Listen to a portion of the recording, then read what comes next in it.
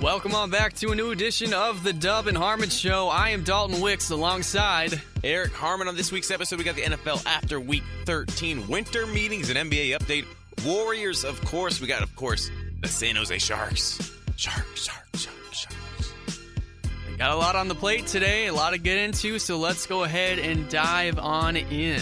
Yes. We're going to start off with a little bit of pigskin, right? Yes, let's do it. Week 13. Week 13 just wrapped up, and here we are. Lucky number 13. Yes, the Raiders are for real.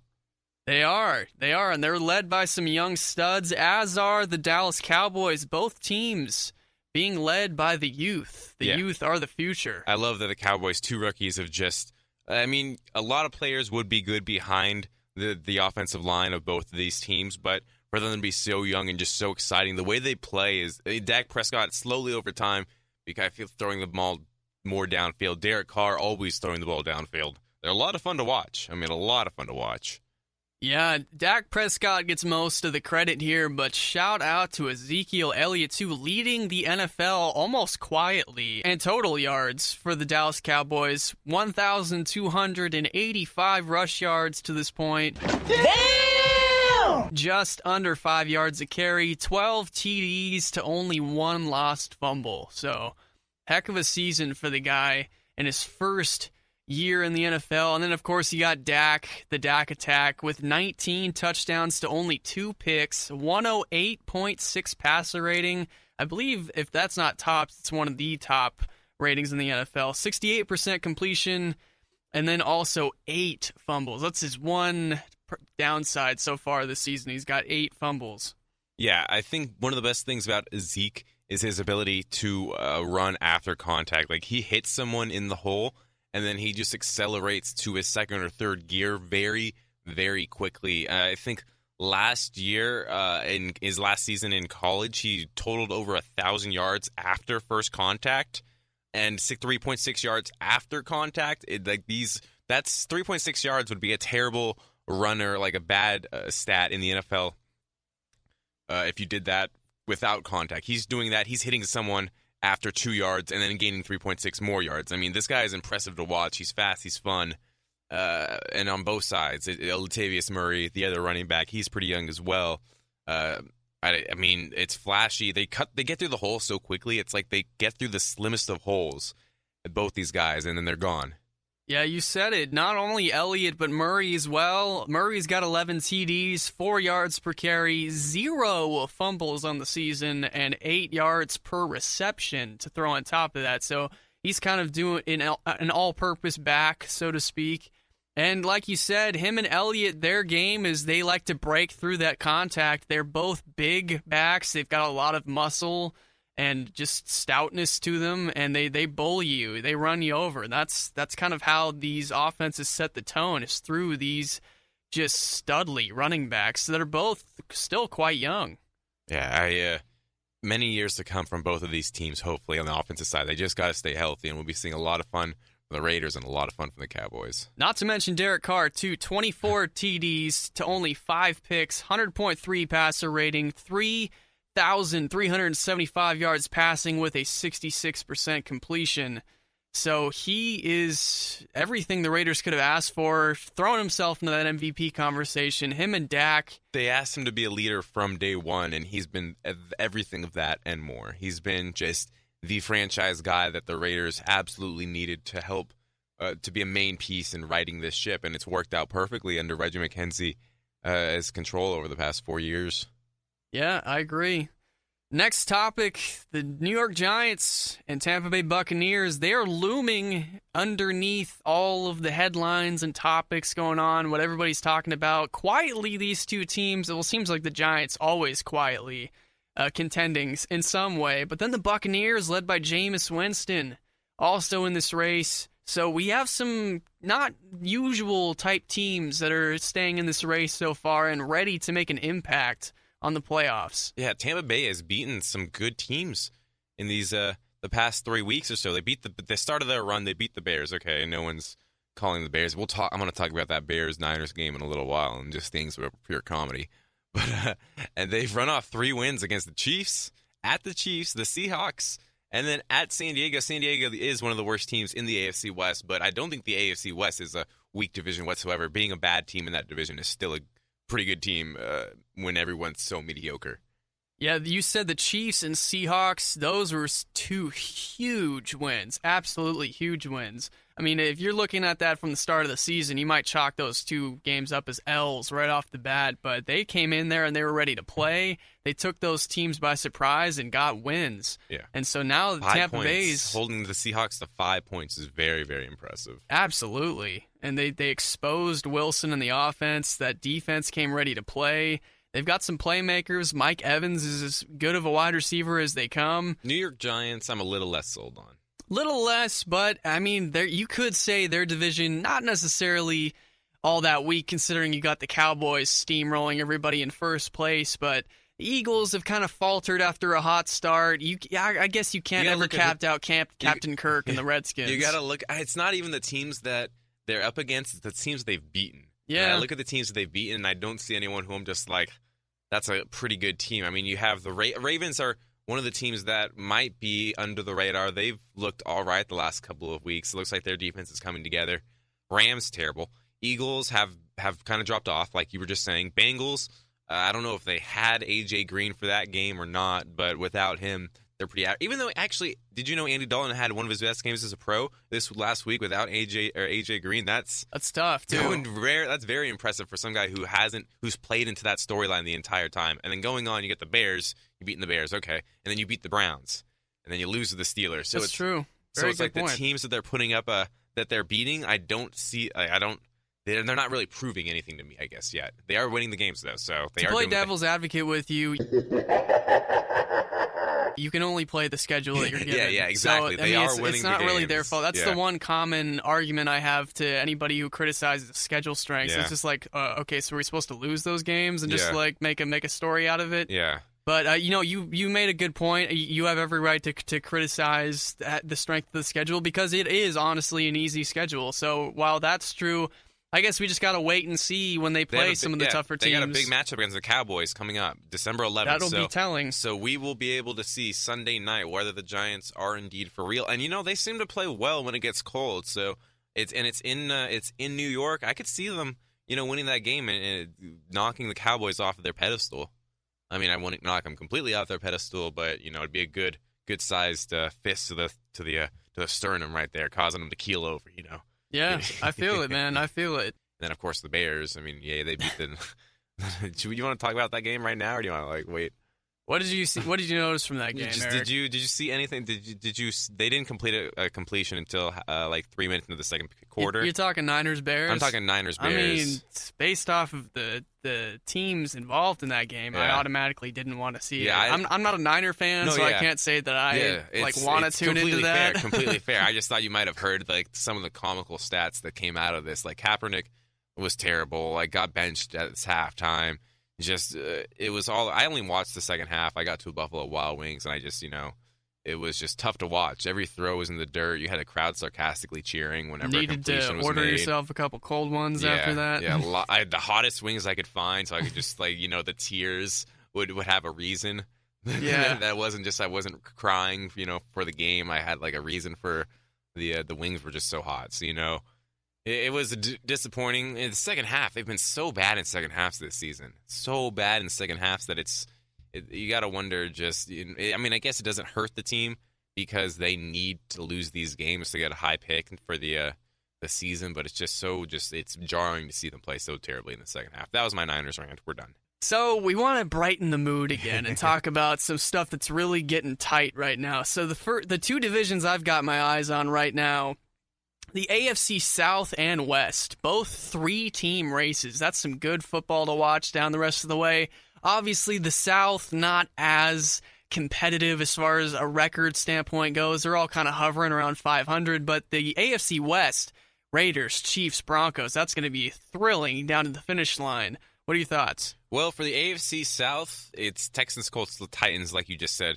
I don't believe. Did I hear you right? Titans? Yeah, Tennessee Titans. And you know what? The thing is, the Titans are the team that I think have the best chance to do this because I think they have the best defense. Or no. They don't have the best defense. That's the Texans. But they don't have as abysmal of an offense as the Texans do, and I think their defense is good enough Yeah, to push the them defense ahead. is still pretty good. Yeah. I will say that. And the Texans don't have Watt, so that's a huge loss for them.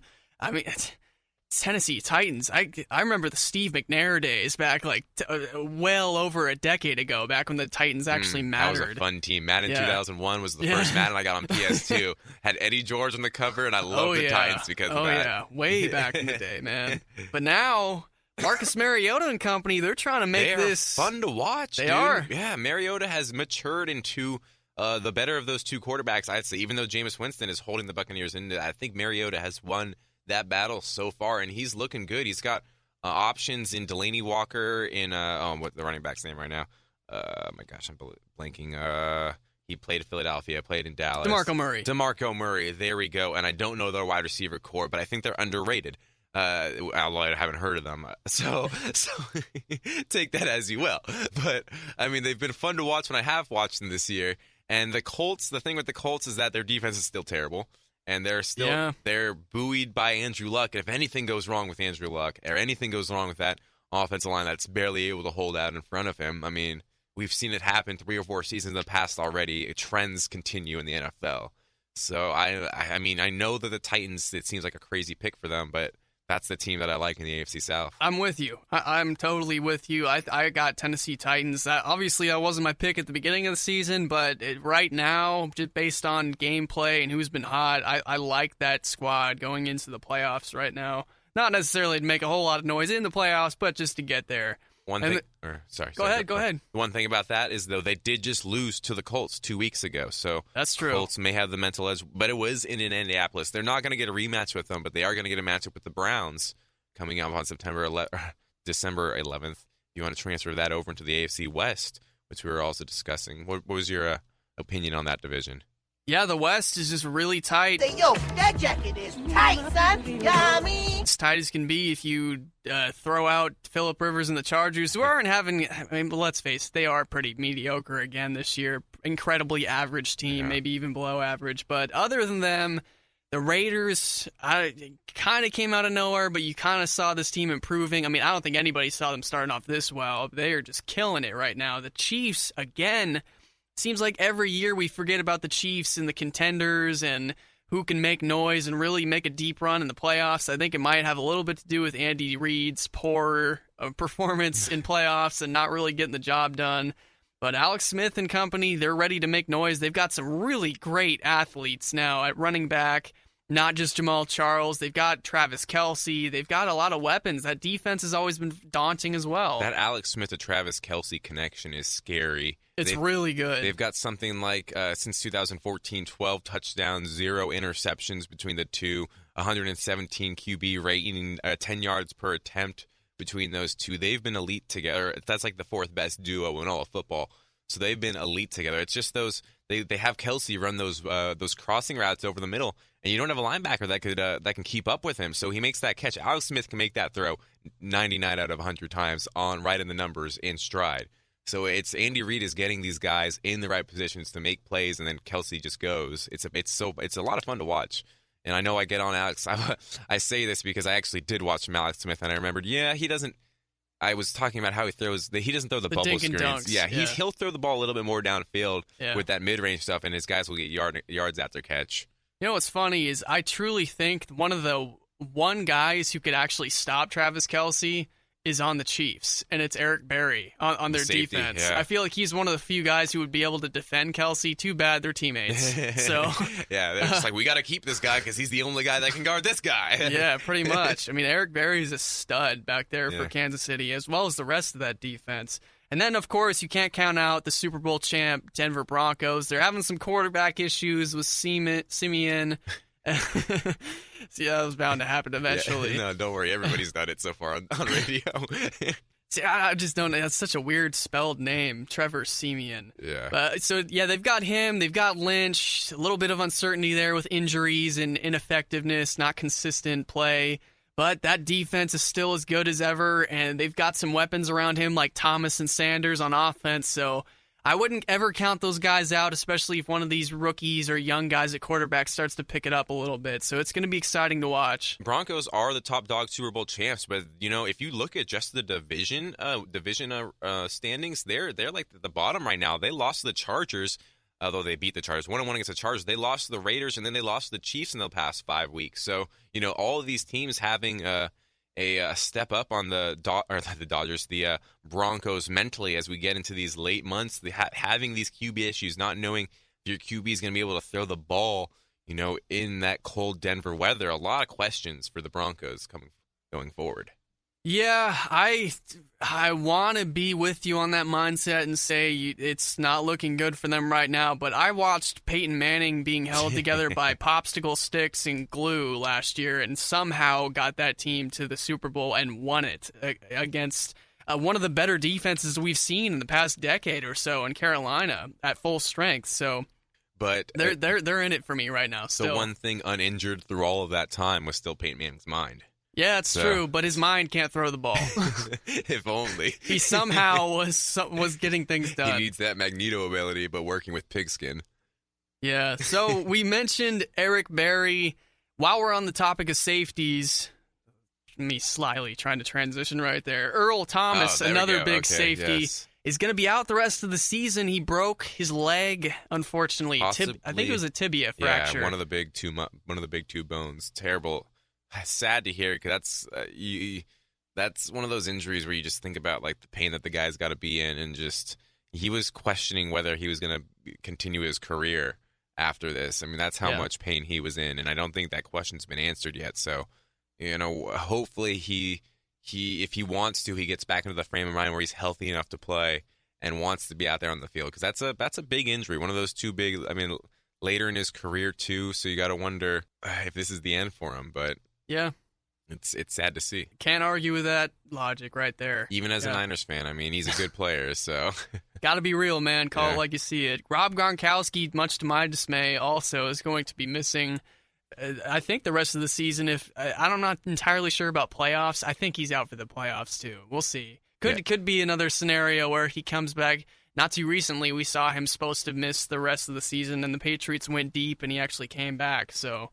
And this is big because the Patriots going into this season, you thought their offense was going to be completely built up on Rob Gronkowski and Martellus Bennett. Yeah, the replacement for Aaron Hernandez finally arriving. But he's been hurt the entire time almost. So not the entire time, but injury issues have plagued him this season. So now Rob Gronkowski's out, you're going to see the Patriots running a lot of wide receiver sets, and I don't know.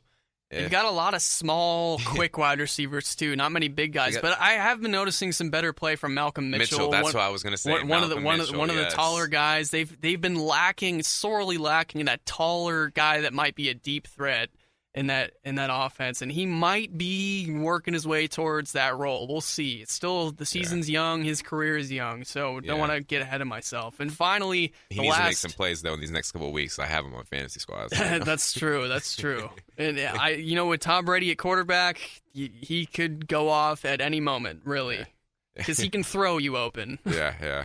It's time for Wick's picks. Yes, my foolproof picks for the week coming up again. Throw all your money with me and let me take it to Vegas, because I'm going to make you rich. I'm a creative genius, and there's no other way to word it. Game number 1, the Thursday night game, Raiders and Chiefs. Who do you got? Based on no prior knowledge to what's going on in this game, I think I've got the Raiders, actually. All right. The Raiders are going to... I don't know why, but I'm thinking that they're going to have to make a second-half comeback in this game. Something's telling me that they're going to have to do that. Chiefs might make a push early in the first half, you'd think, and then later on, Raiders are going to come back. I like that. All right. Moving on to the Sunday morning games, 10 a.m. here on the West Coast. Steelers, Bills, got Pittsburgh as the 3-point favorites. Die, Rex Ryan. Ben Roethlisberger and company, they realize the Ravens are right there with them in the division. They've got to start putting some distance in there and winning. Yeah. They're going to make a statement in this game, win by 2 touchdowns. Shady put some numbers. I need those fantasy points. All right, Broncos, Titans. Tennessee, the 1-point favorite. No way. Yes, dude. that. Wow. Yes. It's in Tennessee, too, which is going to help. I'm going to say the Tennessee Titans submit themselves as possible division winners. They're going to win this by a field goal. I mean, Mariota's got 3,000 yards, 25 TDs this season. All right, Redskins, Eagles, Washington, 2-point favorites. Captain Kirk visiting the Eagles and the struggling Carson Wentz. I got Captain Kirk and company coming into the Eagles stadium and winning this one pretty handily by 10 points. I'm going to say the Eagles kind of continue a slide off of their hot start. Yeah, it's time to figure out who really is the bottom of the barrel in the NFC East. Cardinals, Dolphins, Arizona, 1.5-point favorites on the road. Tough one. I think the Cardinals are going to win and stay in mediocrity. I don't think they have enough in them to actually get to the playoffs this year at this point, but they're going to continue to try and hang on. So they'll take this one, I'd say, by 7. Moving on, Chargers, Panthers. Panthers are the 1.5-point favorites at home. Looks like Kuechly may or may not make his way back from a concussion this week. We'll keep an eye on that one. I can't go with Phillip Rivers and the Chargers. It's at Carolina, too, so I'm going to take Carolina pretty handily by 10. Yeah, I wouldn't pick a winner in this game, but I would pick that Phillip Rivers will be down with the chance to tie it up or take the lead, 97 yards to go. All right, Bengals, Browns. Who cares? No, Bengals. Seriously. Bengals, Browns. Bengals, 5.5-point favorites. You know what? You want to? I'm going to say, I don't know what's coming over me, Eric, but I'm going to say the Cleveland Browns get their first win of the season against an A.J. Green-less Cincinnati Bengals team. The way you took that, it was like you were going to pick the Bengals, and you were just like, right now, you know what? This sounds like the game the Browns are going to take. I don't know. It just sounds like I've got a feeling, and I swear if I call this one right, then I should be hired at Vegas. RG3 is also due to start again this week. I think he's going to make a statement. Bears, Lions. Lions 7-point favorites over the Bears. The Lions should be 14-point favorites here because that's how much I got them winning by minimum. Yeah. Matt Stafford continues his role. Moving on, Texans, Colts, Indianapolis 6.5-point favorites, and I agree with that. Tough division rivalry here. We'll see a little bit of separation from the top of that division. All these teams are neck and neck. I don't like Brock Osweiler, so I'm going to go with the Colts at home. Yeah, that's absolutely what my reasoning. I also don't like Andrew Luck's offensive line, so it's such a tough one. Yeah. I got this game being a slop fest. I'm going to take the Colts winning like 13-9. 5-yard, 3-yard outs versus, a quarterback getting destroyed. So, either way, it's ugly. All right, Vikings, Jaguars, Minnesota 3.5-point favorites. I don't understand that whatsoever. You got the Jaguars at home looking hot. 1-5 at home. I mean, this is just baffling. You got the Minnesota Vikings who have been tanking since that really good start to the season. And then you got the Jacksonville Eric Harmons on the other side, who, like he said, has been really hot this year. 1-5. Minnesota Vikings, I think, will rebound in this game. I think Jacksonville's going to give them a little bit of a fight. I'm going to say they only win by a field goal. All right. Game after that, we've got, this is a doozy. Jets, Niners. Niners, the 2.5-point. What 2.5-point favorites? Well, now that you've got Bryce Petty coming in replacing Ryan Fitzpatrick, this will be a little interesting. This is a game we need to lose, though. Yeah, it's true, but somehow, some way, I think the Niners are going to screw up their draft pick standing right here and win this game against the Jets. Yeah, I feel you.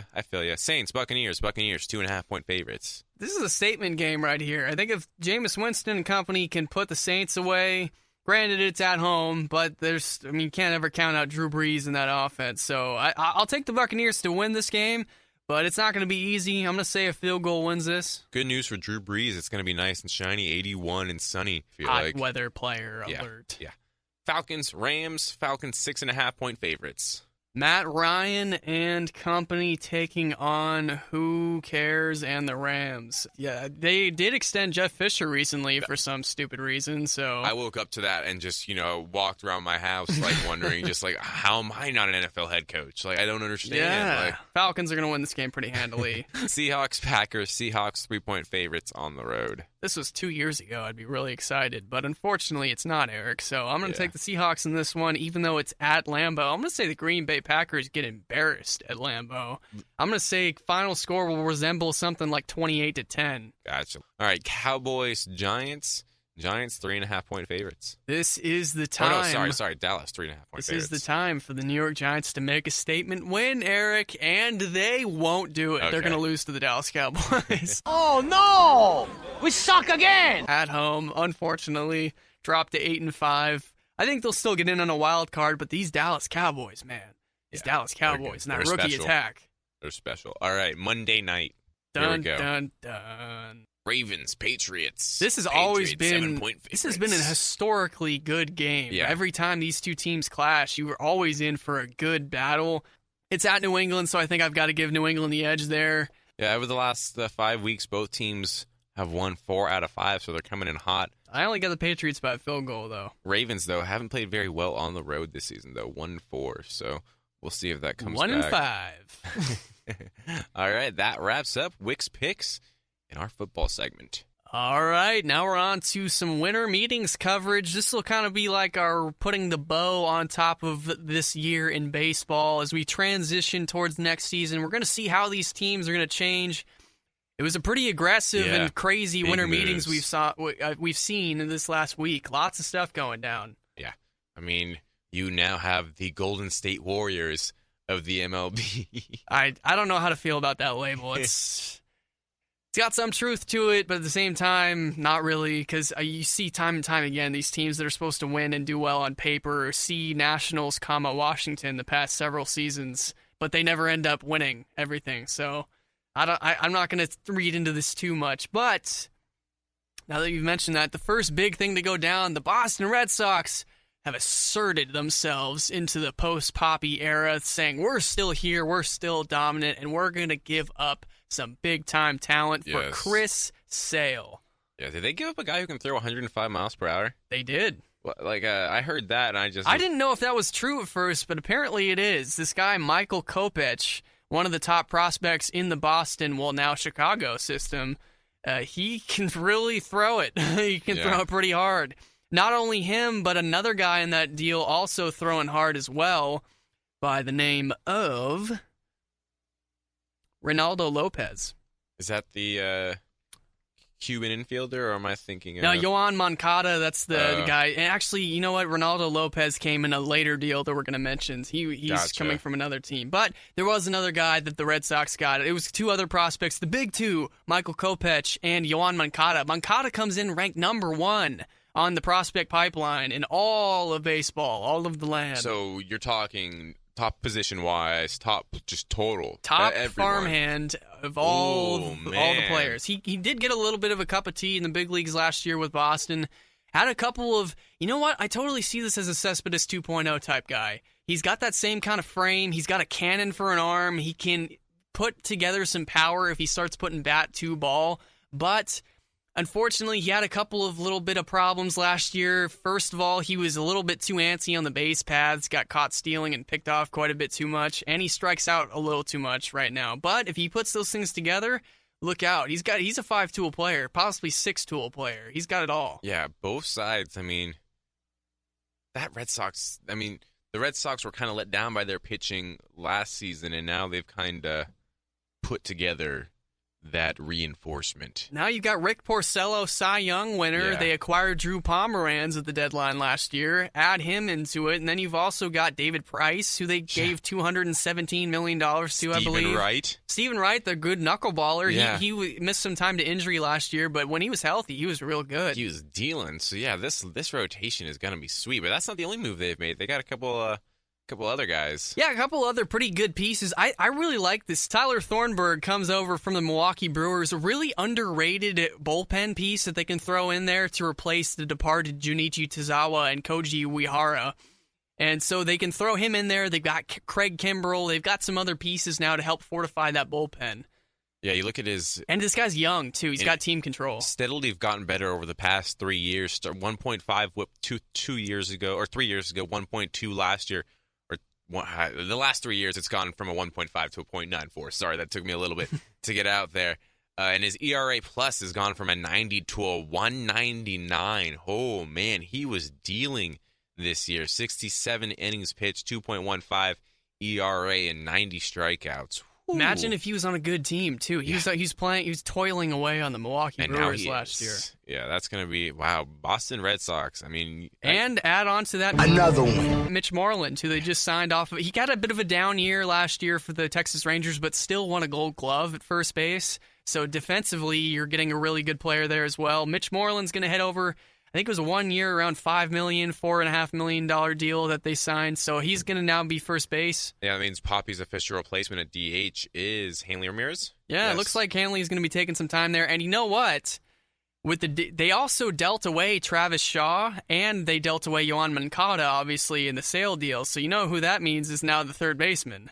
Oh, man, the big boy. Pablo Sandoval. Panda Pablo. I mean, he's got Pablo. 3 years and close to $20 million average annual salary coming his way still, so I think you got to find some way to get something out of him. There was a story that got shut down like a week and a half ago. They're like, are the Giants interested in reacquiring Pablo Sandoval? I think the Red Sox are thinking that he's going to be the everyday third baseman next year now. He has lost some weight, so I mean, but he's done that four times isn't that already. It's the annual winter. It's a cycle. Yeah, it's a cycle. It's a cycle. Like it's feeling pretty good, and then all of a sudden, Krispy Kreme becomes seasonal, like at the beginning of the year. Makes a visit to his family. Like makes one visit to his family, has like one bowl of soup, and is weighing 35 pounds more the next day. It doesn't make sense. So, former Giant Pablo Sandoval, speaking of the Giants, they filled a big need, and they filled that with none other than Mark Melancon. Yes. Free agent closer. They needed a closer. We really did. They needed a closer. We were talking over the season how their bullpen is aging, and it's costing them the games, and you saw it over and over again. And so we went and got a guy who is pretty dang good closer, Washington Nationals last year. Do you know why they needed this guy, too? You want to take a look at some of the Giants' bullpen stats from last year? 43 of 72 on save opportunities. And then also seven different relievers had ERAs above 4. So they really need some stability down there. They've already got some guys that are worth holding on to. Strickland improved. Law looked really good. And they've got some other guys like Osich and some young guys. They're really starting to revamp that bullpen. But give us some numbers on Melancon. Melancon last season had only played in 30 games for the Washington Nationals. I'm assuming he was hurt for... Oh, wait, no. That's a lie. After he got traded. That's a lie. Yeah. He was played for 2 teams. I misread this. I should be shot for that. All right.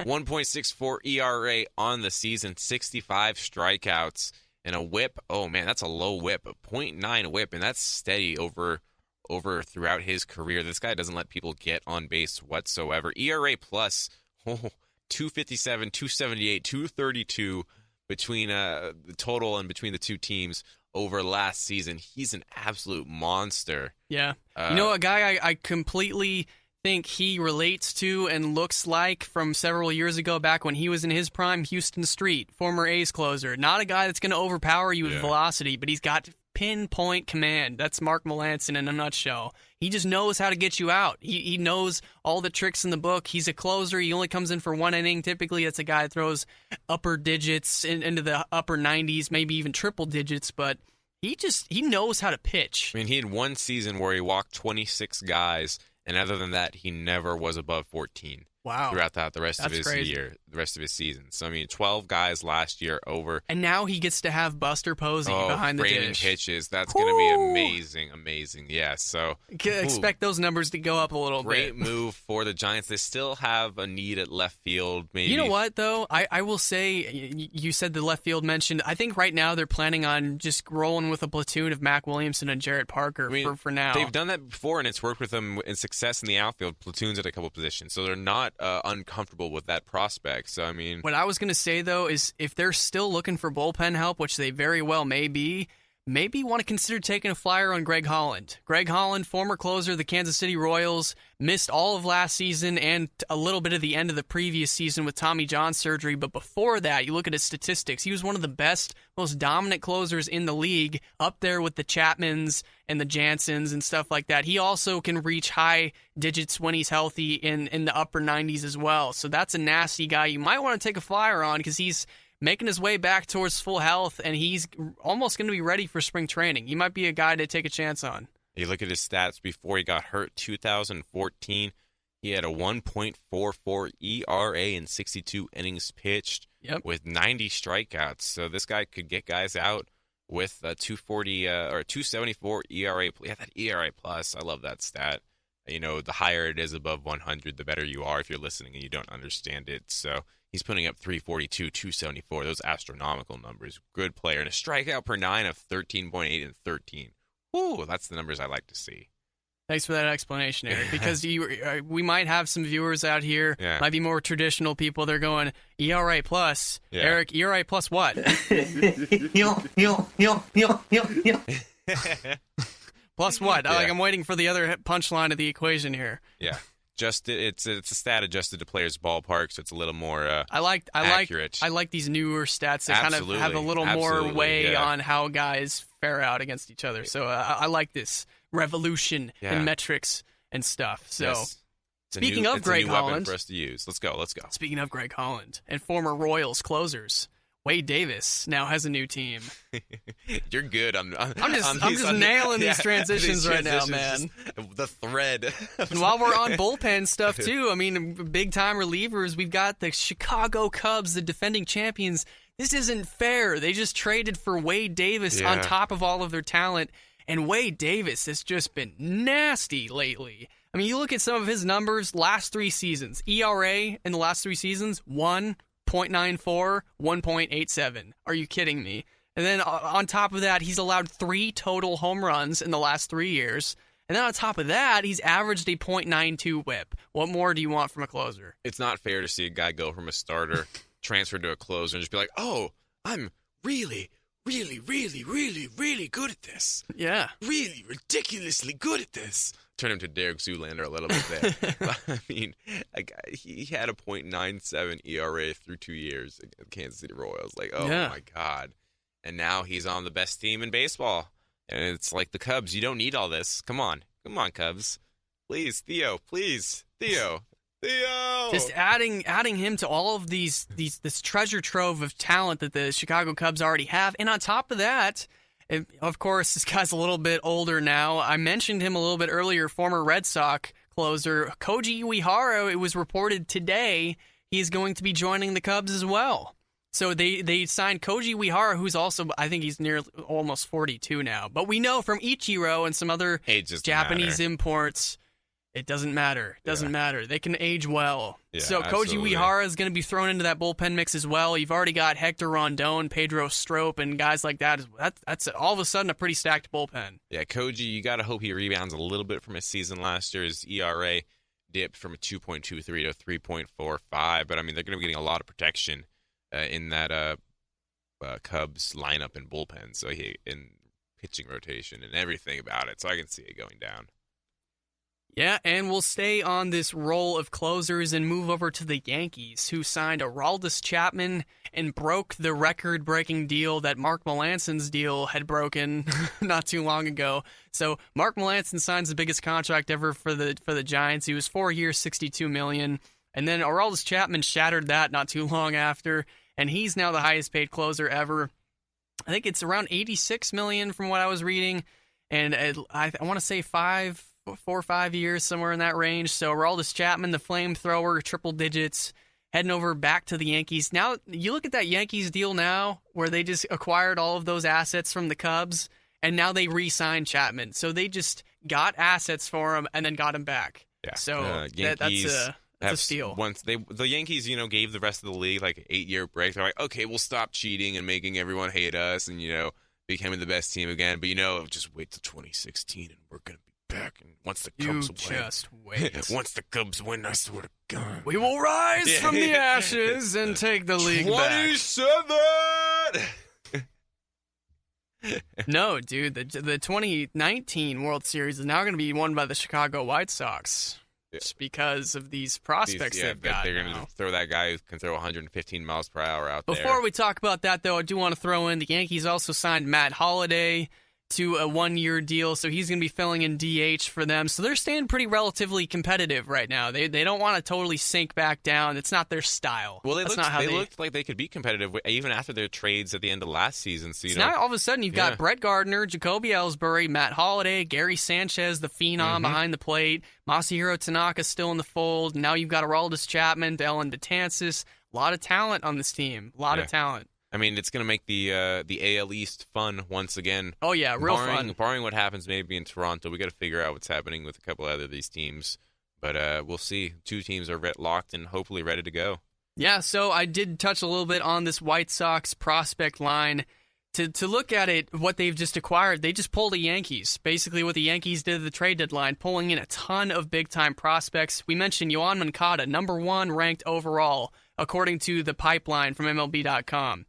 Also, Lucas Giolito, and he comes in from this trade of Adam Eaton going to the Washington Nationals. So Lucas Giolito, arguably the top pitching prospect in all of the majors, comes to the Chicago White Sox, and he comes with Ronaldo Lopez, who's number 38 on the list, also a big-time arm, starting pitching prospect as well. And then, of course, we also mentioned Michael Kopech.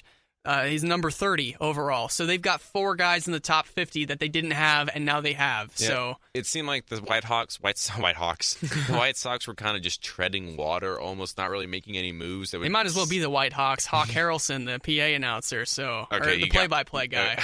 All right. I didn't know that. All right. But he gone. Stretch! Get on back there. They look up. You can put it on the board. Yes! They were treading water, and I think maybe these moves, getting these rookies, are really the start of a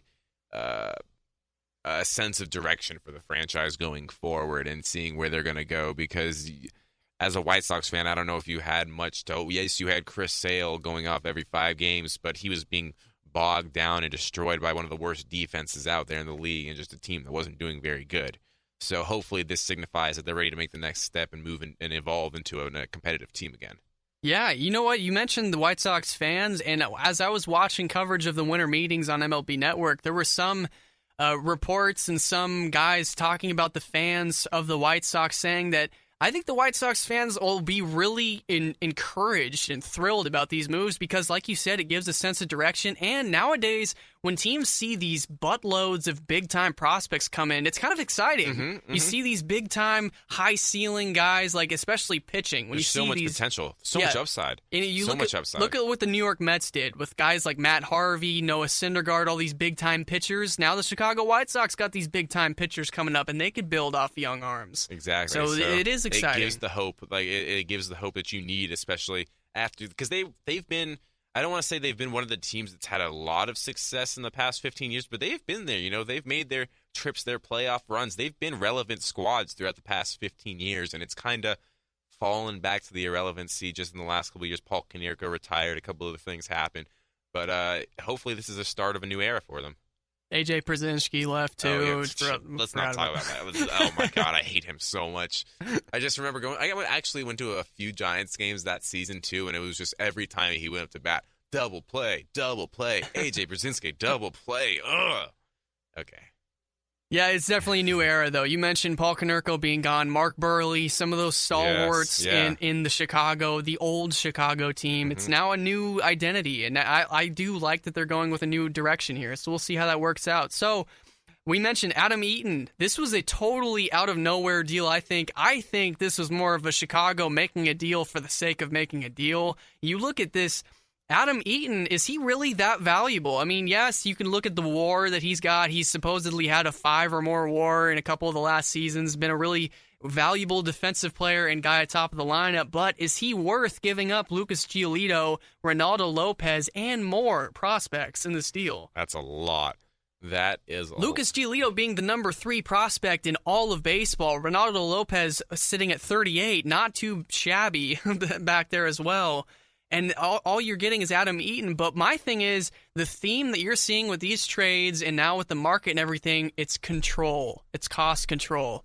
Chris Sale and Adam Eaton. Chris Sale's got 3 years of team-friendly control, 12 million first year, $12.5 million the next year, $15 million the year after that. That's a bargain at today's market price for Chris Sale. Then you look at Adam Eaton, could be even more of a bargain. 5 years of team control. He's got 4, 6, 8.5, 9.5, and 10.5 million on his deal. Yeah. So it's all about club control right now, I think. Yeah, and one of the big reasons that the Washington Nationals were making one of their biggest name in that was Giolito.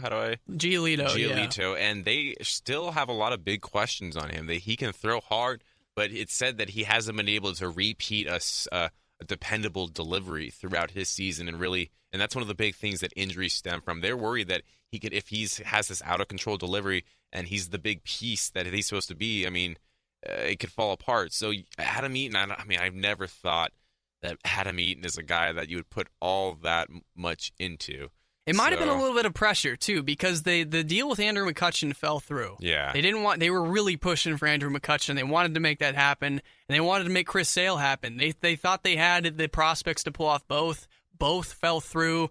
I truly feel like they made a deal just to make a deal done. The White Sox took advantage of them in that situation, and also the Nationals feel pressure from the fact that Jason Worth and Bryce Harper are coming off the books in the next 2 years. Worth after this next season, and then Harper after the 2018 season. And Harper is asking for a little bit of money. $100 billion. Yeah, Worth, when he gets off, Eaton's going to be able to move to that corner outfield spot. But Bryce Harper, it's going to be that's the wrench in everyone's plans because, I mean, no one really knows what number he's going to ask for, and he can ask anywhere from $200 million to $500 million. The recent numbers that have come out is he wants 10 or more years with $400 million. That's that's starting point in discussion. But we're going to have to wait and see if his kind of fall off, so to speak, of the season this last season is a trend, or if it was just an anomaly and he comes back to MVP form. Who knows? He wants $400 million, but when he had the way the season just ended, and when you're talking about this much money, it's early on in these negotiations. That's probably just putting a price out there. Let's start somewhere, sort of thing. Yeah, I agree. So a couple other things that we want to just take a little bit of a note of. And that's going to about wrap up everything that's happened so far. Still a couple of big-name free agents out there to keep an eye on. Those Blue Jays. Yeah, Edwin Encarnacion and Jose Bautista, the two Blue Jays. Did you hear that story about Jose Bautista and the Orioles? Oh, how the fans don't want him. Yeah. So Dan Duquette of the Orioles, one of their front office execs, apparently told Jose Bautista that because the fans don't like you, we're not signing you. Which makes sense. Yeah. I mean, it makes sense. I mean, if you don't want to put a guy out there that your fans don't like. If he was better, though, I think the fans would like him. If he was better, but I think he disrespected some fan bases with some of his antics, or they just took things the wrong way. So I just like the idea of a front office executive listening to his fans. I truly do. As an A's fan, I love the fact that a front office executive listened to his fan base. All right. And I will never change my mind there. I feel you. We'll figure it out. We'll see where they go in the next couple of weeks. We'll let you know. All righty. Now we're going to jump into some hoops talk. What's going on around the NBA now that we're starting to creep up towards that 2-month mark. We're getting there, about a month and a half at least, and we're starting to find out what teams are serious about contending this year, about a quarter of the way through the season. It's mostly the same teams that were contending last year, in case you're wondering. Basically, yeah. There's not much to report on that front. So we're going to talk about LeBron James and the Cavaliers flipping water bottles on the sidelines. What is this? What you talking about? Yeah, so apparently they got so bored with themselves the other day when they were beating the snot out of whoever they were playing. Not like it matters. Insert East team here. And then they just started flipping water bottles and cups and stuff over on the sideline. And then there's the Knicks. Yeah, of course it's the Knicks. Maybe that was a little disrespect aimed at Phil Jackson right there, coming back from LeBron James. Hopefully. But I think there was one point where LeBron or somebody flipped the bottle and it fell onto the court, and then LeBron's sprawling trying to grab it because they were sitting on the bench. I think it was fourth quarter. Yeah, game's already over.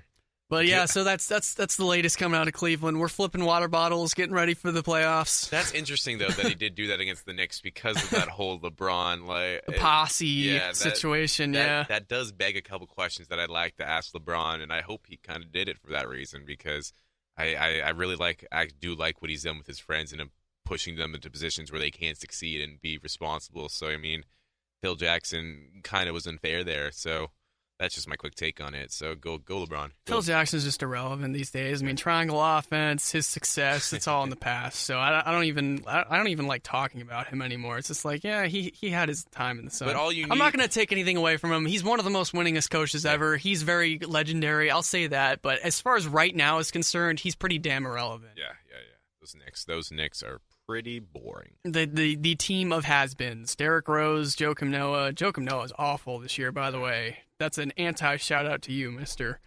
All right. Or more of just like a terrible deal that the Knicks gave him in the first place. But so moving on, John Wall is apparently now the new Anthony Davis, putting up 52 points the other day and taking the L. Oh yeah, yes, yeah.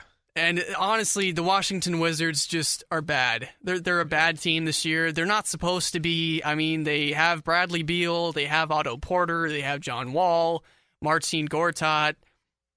It's just not happening. They did that to the Magic. They lost to the Magic in that game. I believe so. Yeah, it sounds about right. I remember seeing on Twitter. Yeah, Elfrid Payton had a high in his point total that game too. I remember seeing on Twitter the NBA posting something about his 52-point game, and the Magic were one of the responses just, "But we won the game though." ...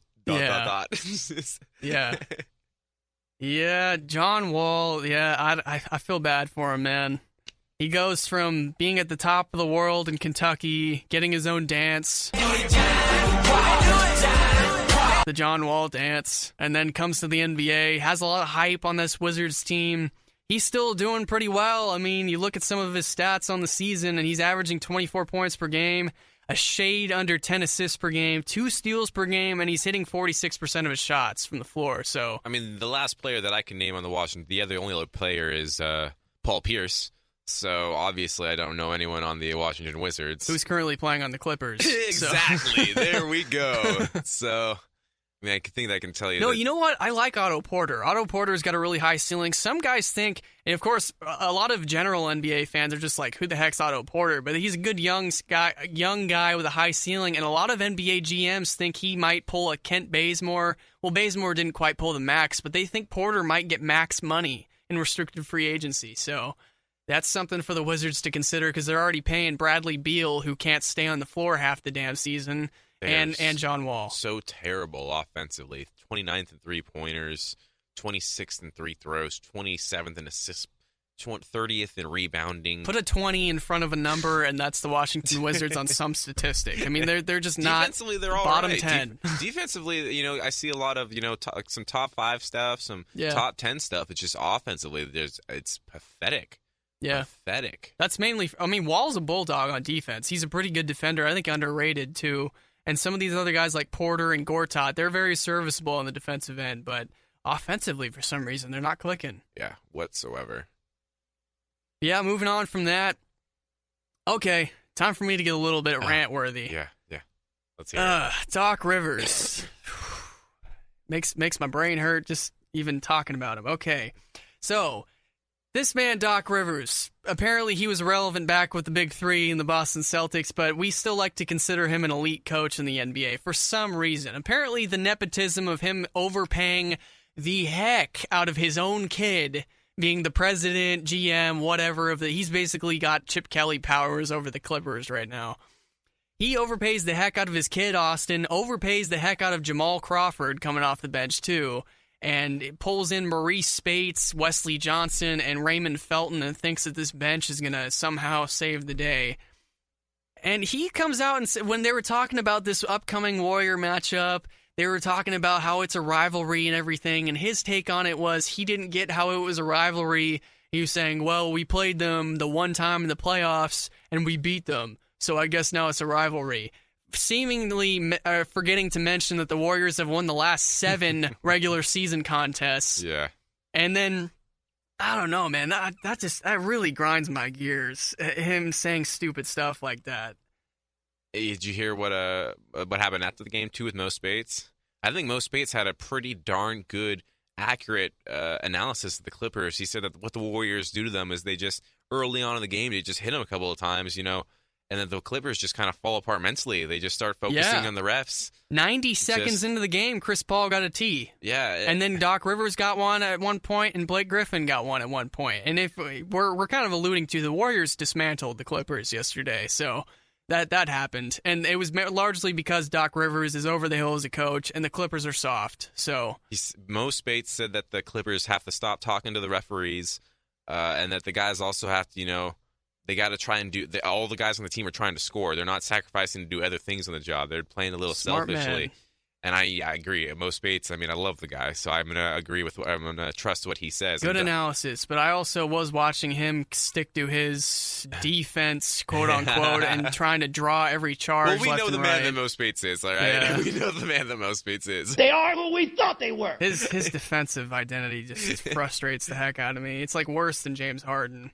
Yeah. But, good analysis there. I like that quote. He's honest with himself and the team. Rivers denied both of those. He said the officiating thing, he doesn't believe it's an issue, and that he doesn't believe it's an issue, even though he's sitting there arguing with the officials the entire game. Okay. And he thinks that they're not an agenda team. I think his quote was, that's the other thing I don't like. I don't think we have an agenda team. I think we've proven that. I don't think you have proven that. Nope, you haven't. Yeah. And I think you're just blowing stuff out your butt every time you're talking. So I'm not really on board with anything you say. In fact, I might just discredit everything he says from now on. JJ Redick is agreeing with Mo Spates. I think the team, like, there's maybe a growing discontent with the top stars on this team. Like, speaking of JJ Redick, you can blame him and Blake Griffin's putrid shooting nights for why they lost that game. Draymond Green locked down Blake Griffin, and Klay Thompson and the Golden State wing defenders just totally erased JJ Redick from being a factor in that game. So that's why they lost. And Doc Rivers. I wish I got to watch a little bit. I was at the Sharks game, so which we'll talk about later. So I wanted to wrap up this general NBA segment with a little bit of kind of what if and talk about some kind of failing franchises right now and their stars kind of wasting away their primes. So the Indiana Pacers and Sacramento Kings, they've got these two superstars in Paul George and DeMarcus Cousins, both guys considered to be right smack dab in the middle of their prime. You got Paul George making his way back beautifully from that seemingly devastating leg injury from Team USA a couple years ago. He's still doing really well. And then you've got the ever entertaining DeMarcus Cousins, who's a T machine, but he also fills up every other stat line known to man, and one of the bigger, more versatile bigs in the league. So my question to you, Eric, is it time for the Pacers and the Kings to shake things up? I'd say yes, much more for the Kings than I would for the yes for the Kings. I'm still on the fence for the Pacers. I've been doing a lot of reading and a lot of research into the Pacers this year, and I really feel like it's time to just shut the door on this Paul George current team that they've got rolled out there. The retool they tried, it just didn't work. They've got Monte out there on the starting unit. He doesn't need to be out there on the starting unit. He's more of a sixth man at this point. Jeff Teague is not a good replacement for George Hill. That failed. They got rid of Jan Mahimi. That was a bad idea. I just think it's time to just hit the reset button. You know, there's a team that I would like to see grab both of these guys in my own. Both of these guys, fantasy world, all right? Because there's one owner, all right, who can pull this off in the NBA. Who's got the assets? I don't know if he has the assets, but he has the ability to pull this off. On the East Coast, they're a team that's not very good right now. They're terrible now that everyone's left them. The Miami Heat. No. Come on. They can't pull off two trades for those two guys. Come on, Riley. Come on, Riley. Trade them all. Trade them all. Grab that Paul George. Grab that DeMarcus Cousins. Go back to the big three. All right, let's see. First of all, you got Hassan Whiteside throws a wrench into that whole thing, and they've got Justice Winslow playing the exact same position. They're both gone. Okay. They're both gone. Unfortunately, Eric, I don't think this scenario would even play out in 2K. Like, I don't think you can even figure out I will contest you on that one. Ways to maneuver. You on that one. I challenge you to find a way to make that happen in 2K and make the salaries work and everything. Yeah, I'd like to see the Cousins has been just, kind of screwed over by the front office turmoil over in Sacramento. So I think he deserves. I still feel like the Pacers can put enough around. I don't know though. It's the East. The East is so crazy weird. I've got a counter to your who you think. I've got actually realistic teams that these guys might actually be able to go to from what I've been reading on. So first, Boston Celtics and Paul George.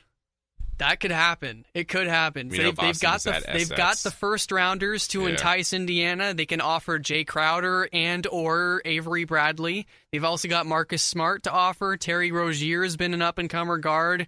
And so they've got the assets. They've got plenty to entice Larry Bird and company over in the Indiana front office to give up Paul George. So I would like to see that happen. I really want to see Boston just finally try. Yeah, they need that guy to just stick it to Cleveland and try to make it so that they have a big contender. For like 2 years now, everyone said once Boston gets that guy, they're going to be good, and it's marinating. And once it happens, it's almost there. It's like it's Chekhov's gun. You don't introduce an act or something in the first act, a gun in the first act that won't go off in the third act. All right, so this team needs to go off eventually. And then an interesting team I saw, and you can make an argument that they may go for a Paul George or something too.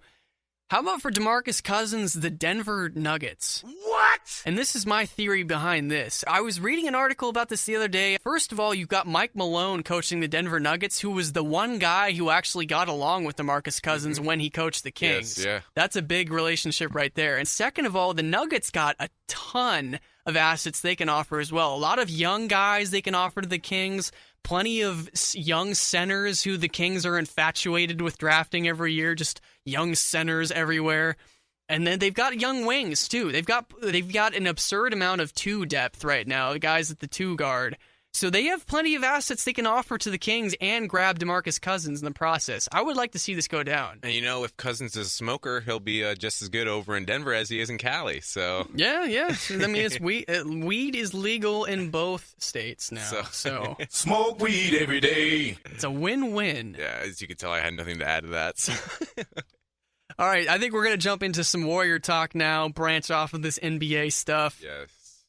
First things first that we got to talk about with the Warriors, Klay Thompson, 60 points.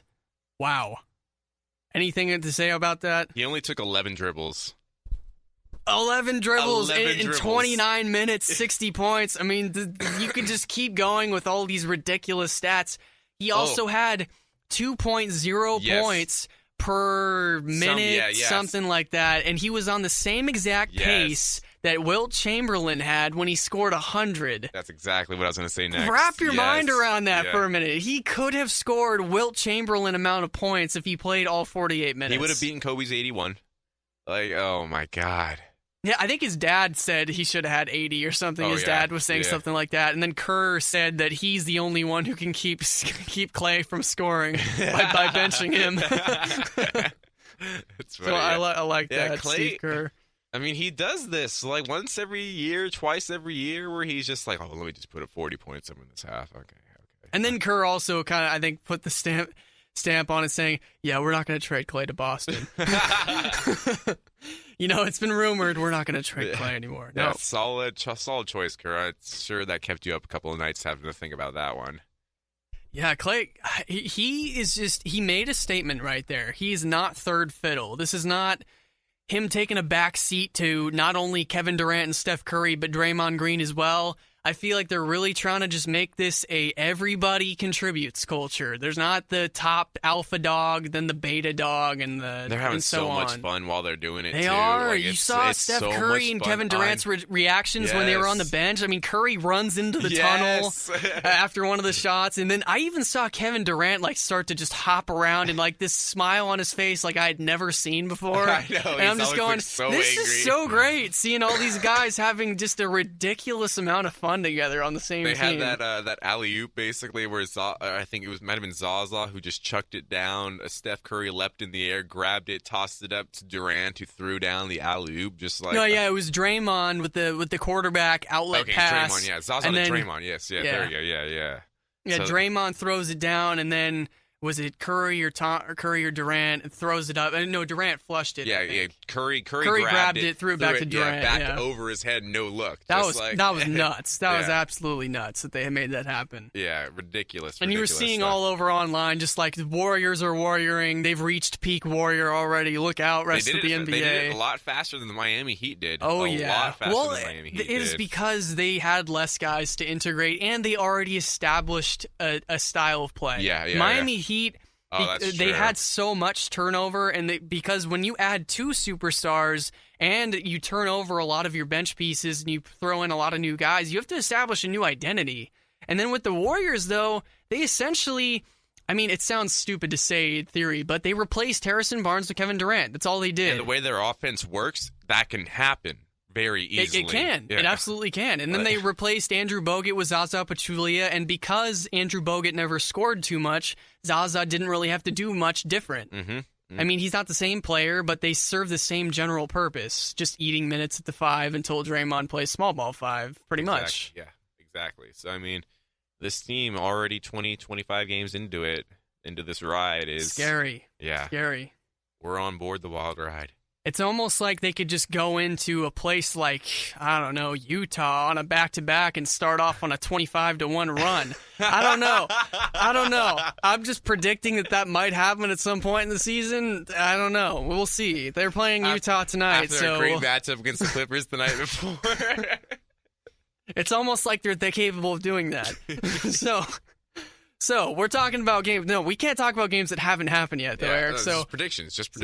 So we got to talk about this Clipper game yesterday. Yes. We already mentioned it a little bit. Clippers were supposed to be a rival of the Warriors. All of a sudden, they're not rivals of the Warriors. They've lost, I think, 8 straight now to the Warriors. I went to the last time that the Warriors lost to the Clippers, like a playoff game 3 seasons ago.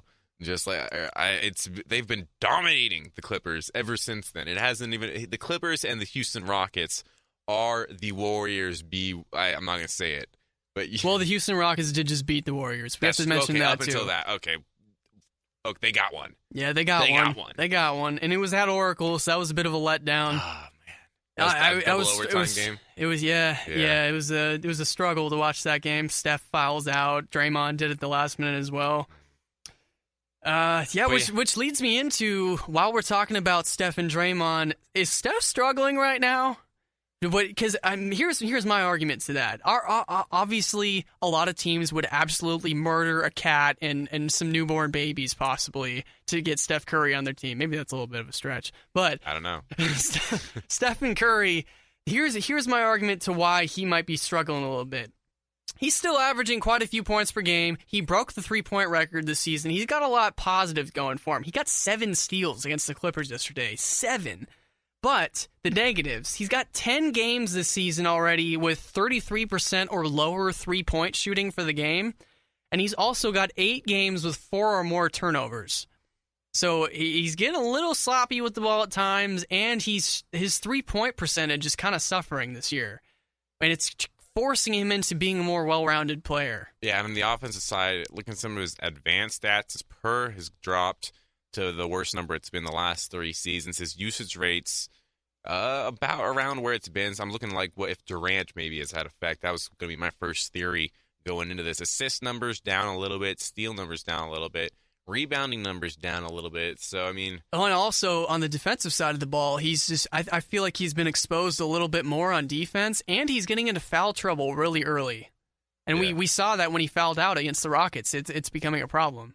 Trying to see his field goal percentage. Yeah, 3-point percentage just dropped 50 points this season. So, I mean, maybe he's... Durant... I don't know how to explain that. I mean, you have stumped me there.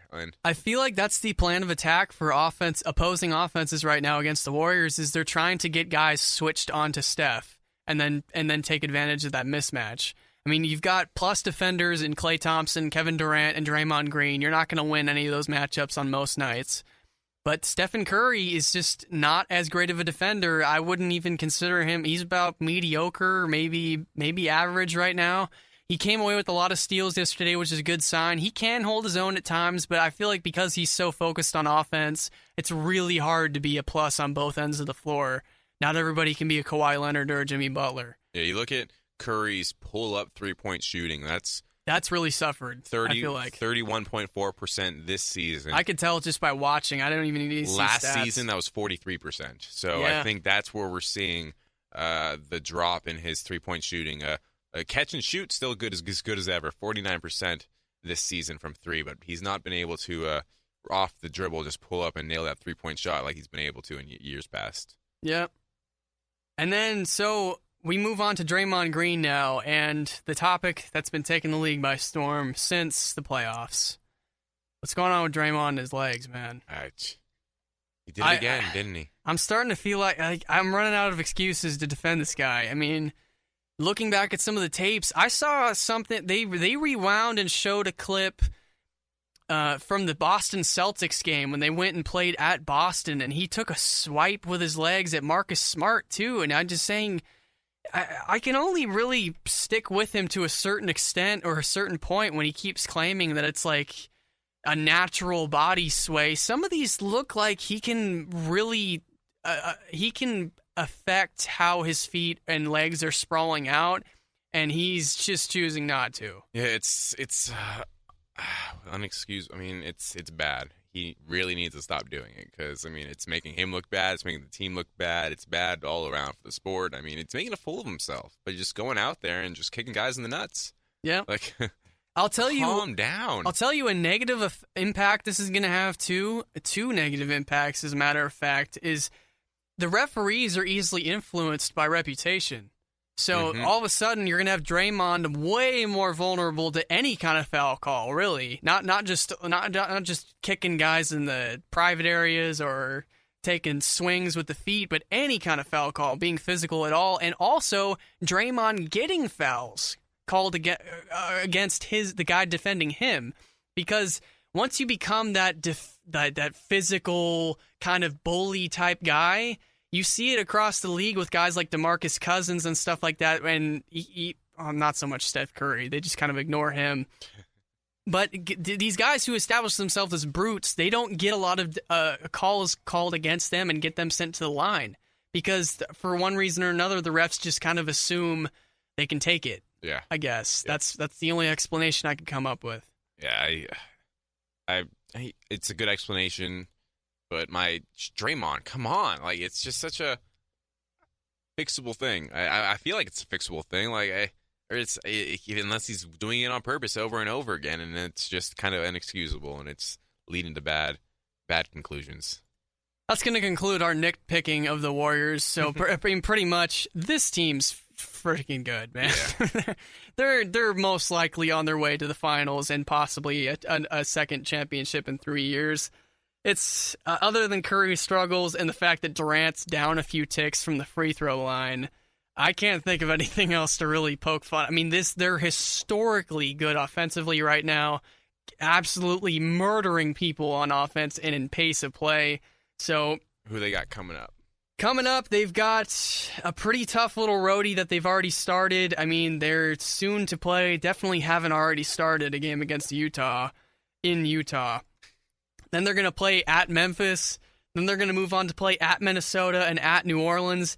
That doesn't really strike a whole lot of fear into me, all those teams on the road trip. It's more of the fact that they're playing a lot of games consecutively. Yeah, and not a lot of rest in between. Stamina. Yeah, Memphis 16-8 this season, but no Mike Conley, and that's a huge detriment to Memphis. That's what we're talking about. Mike Conley, as soon as he gets hurt, that's huge detriment to them. Yeah, man. Once he's off the floor, that team's a totally different ball club. And then you got Minnesota, who they could be pretty good on some nights. I mean, Karl Anthony Towns, heck of a player. The complete package isn't there yet, I should say, for the whole team. I'm not saying yeah. Sorry, Karl Anthony Towns is a complete player. That's two tough young players they play back-to-back, though, in Karl Anthony Towns and Anthony Davis. Mm-hmm. Both in their arenas, too. And now that Drew Holiday's back, Anthony Davis is playing like the MVP again. I'm surprised, too, because I saw that Livingston's the only guy that they're going to rest against Utah on the back-to-back. I circled this game against Utah as the first time you might see some of the starters get a little bit of a rest in a DNP just to not play, space out a little bit, go with a Popovichian type approach. Which they need to do. But Livingston's the only guy that they have sitting so far. I would be shocked if one of the starters doesn't get a day off on this road trip at some point. We shall see. We shall see. I'd be shocked. I mean, I looked at some of Steph's minutes and some of these other guys. They're not exactly playing, even though it seems like they haven't played as many minutes this year, they're still at a pretty decent amount. So yeah. It's got to come soon. Yes, agreed. And that's going to do it for Warrior Talk. All right, Dalton, it's time to see if I can get to 5 minutes of Sharks talk. Can he do it? We shall see. I went to the game last night. Sharks played the Ottawa Senators. And I didn't show up. I missed a little bit of the first period, and by the time I sat down, the Sharks were down 2-0. It's all your fault. well, I look at it a different way because they came from behind. They tied it up 2-2. So really, when I was there, they scored. I guess it was really my fault still, since I wasn't there. Because they would have been winning if you came See, Eric? Darn it, you turned that on me. All right. You turned that on me. All right. So, yeah, I got into the building, and it was 1-0, and I sat down, and it was 2-0 Senators. But other than that, the Sharks kind of dominated play. They looked good, controlled the play in the Senators' position or zone, doubled the shots that the Senators had, and ended up coming from behind to tie it up 2-2 halfway through the third period. Brent Burns with an absolute snipe. I don't know if you know this. Do you know that Brent Burns, in the NHL fans, they kind of like compare him to Chewbacca?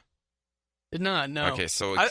I have seen a few different people on my social media feeds posting something about Chewbacca, and I don't think Star Wars is prevalent right now. There's no movie that just got released, so I was kind of wondering where that was coming from. Might have been me last night, maybe, maybe. But Chewbacca. So we call him Chewbacca. We posted pictures of him looking like Chewbacca, and you know how Chewbacca has that crossbow, right? So I've been trying to make this thing. His Brent Burns' stick is essentially Chewbacca's crossbow. He's sniping with the crossbow. All right, okay, so see you. I'm gonna try and make that a thing because he sniped. He had a guy down his sights, and he hit him with that crossbow. It's perfect shot, top right corner, wrist shot from Brent Burns, tied up the game. But then a little later on, a bad bounce. The San Jose Shark defender whiffed on it twice, trying to clear it. Breakaway for the Senators. They score. They win the game 4-2 eventually. So they lose the game, all despite looking pretty good. One thing that I have issue with, one area that they haven't been playing very well, their power play.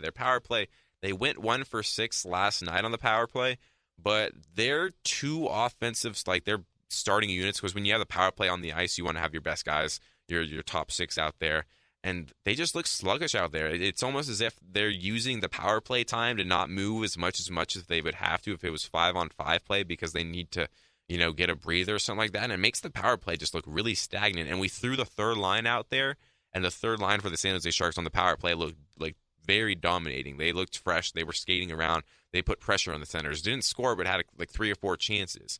So I think this kind of leads into the talk I've been having each and every week about the older guys, the top 6 guys, having played too much over the past year and being tired. So they do rank in the top 15, the top half of the league in power play. They're at 18.52% right now for power play. Yeah, so top half of the league. That's a unit. That's a squad, though, that's historically been in the top 10, top 5 with the top 6 that they've had. Maybe a little bit of a dip from the norm. So it is a little bit of a dip from this squad. You'd think that their power play is usually a little bit better. So it'll be interesting to see how the head coach. The power play opportunities have dipped to 21st. Yeah, so that is. And they usually draw a lot of power plays too. So that's worrying as well. Peter DeBauer, head coach, he's going to have to. He did put out that third line out there, and they put a jolt in that lineup. So he's testing things out. He's going to see what works. We're only 24 games into the season, so we got time. And looking ahead for the San Jose Sharks. Hey, I just want to point out, this is a pretty cool stat. San Jose's third in goals against, 55. They're very good defensively this year. And they had a solid top 4 from last year. Paul Martin, Brent Burns, Mark-Edward Vlasic. Oh, man, do not tell me I'm forgetting the 4th one right now.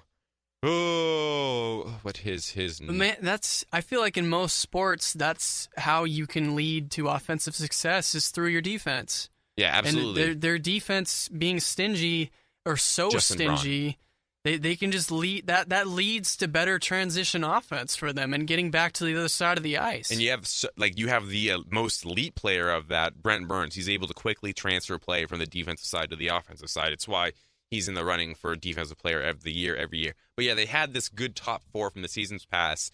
And then our third defensive pairing this season, you have Brendan Dillon and you have David Schlemko. They've been one of the top defensive pairings among all defensive pairings this season. So the defensive front of the San Jose Sharks is absolutely probably top 4, top 5 in the league this season. They just need their top 6 to get going.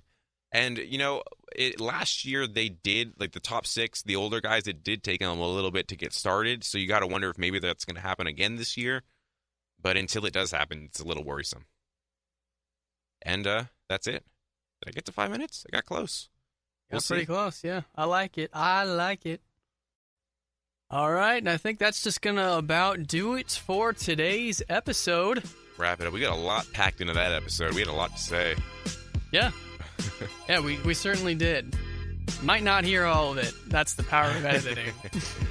Yeah. Might release some uncut footage later. Who knows? Social media. Yeah, I'm still on the tweets at Dalton Wicks. Also, you can hit me up on Facebook. Add me as a friend. Let's chat. I've made a Twitter username handle change.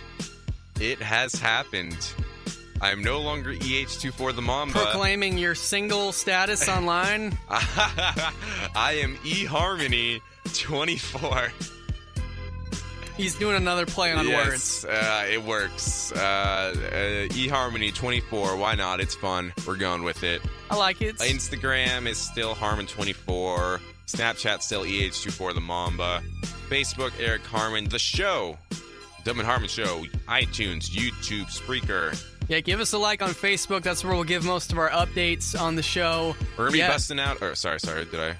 Sub on iTunes. That's mainly how you'll get the good updates for when we upload. Also, Spreaker does our uploads for us. Thank you very much. Anything else? Unveiling a new basketball segment on the Facebook page, trying to get some user involvement. We'll get you guys, throw the details on that next week and start that off, so look out for that. Stay tuned. All right. And whether it's day, whether it's night, whether it's weekend, whether it's weekday, hope you're having a good time, folks. Eric Harmon out. You stay classy.